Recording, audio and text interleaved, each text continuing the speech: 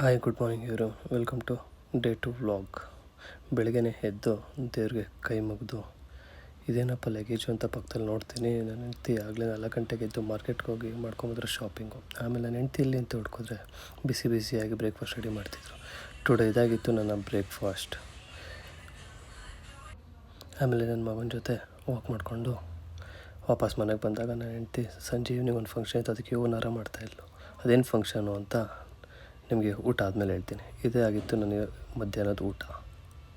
ಆಮೇಲಿಂದ ಮಾರ್ಕೆಟ್ಗೆ ಹೋಗಿ ನಾನು ಸ್ವಲ್ಪ ಶಾಪಿಂಗ್ ಮಾಡೋಣ ಅಂತ ನನ್ನ ಮಗನಿಗೆ ಬರ್ತ್ಡೇಗೆ ಜೀಪ್ ಗಿಫ್ಟ್ ಮಾಡಿದೆ. ಯಾಕಂದ್ರೆ ನನಗೆ ತುಂಬ ಜೀಪ್ ಅಂದರೆ ತುಂಬ ಇಷ್ಟ. ಅದಕ್ಕೋಸ್ಕರ ಜೀಪ್ ತಂದುಕೊಟ್ಟೆ. ತುಂಬ ಖುಷಿಯಾದ. ಆ ಖುಷಿ ನೋಡಿ ನಾವು ಸಿಕ್ಕಾಪಟ್ಟೆ ಖುಷಿಯಾಗಿ ನಾನು ನಮ್ಮಪ್ಪ ನನ್ನ ವೈಫ್ ಎಲ್ಲ ಒಂದು ಚಿಕ್ಕ ಸೆಲೆಬ್ರೇಷನ್ ಮಾಡಿ ಆಮೇಲೆ ಜಿಮ್ ಕಡೆ ಹೊರಟೆ. ನೋಡಿ, ಇದು ನಮ್ಮ ಜಿಮ್ ನೈಟ್. ಆಮೇಲೆ ಮಿರರ್ ಮುಂದೆ ನಿಂತ್ಕೊಂಡು ಒಂದು ಸೆಲ್ಫಿ ತೊಗೊಂಡು ವರ್ಕೌಟ್ ಸ್ಟಾರ್ಟ್ ಮಾಡಿದೆ.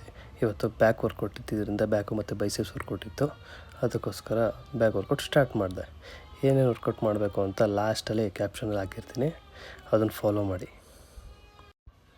ವರ್ಕೌಟ್ ಜೊತೆಗೆ ಡಯಟ್ ಅನ್ನೋದು ತುಂಬ ಇಂಪಾರ್ಟೆಂಟು.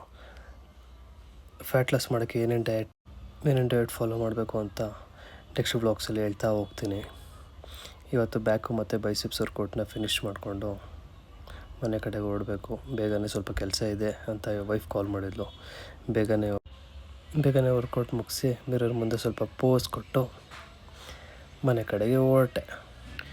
ಹೋಗ್ತಿದ್ದಂಗೆ ವೈಫು ಡಿನ್ನರ್ ರೆಡಿ ಮಾಡಿದರು. ಊಟ ಮಾಡಿ ಮಲ್ಕೊಂಡು ಇವತ್ತಿಗೆ ಇಷ್ಟೇ. ಬಾಯ್.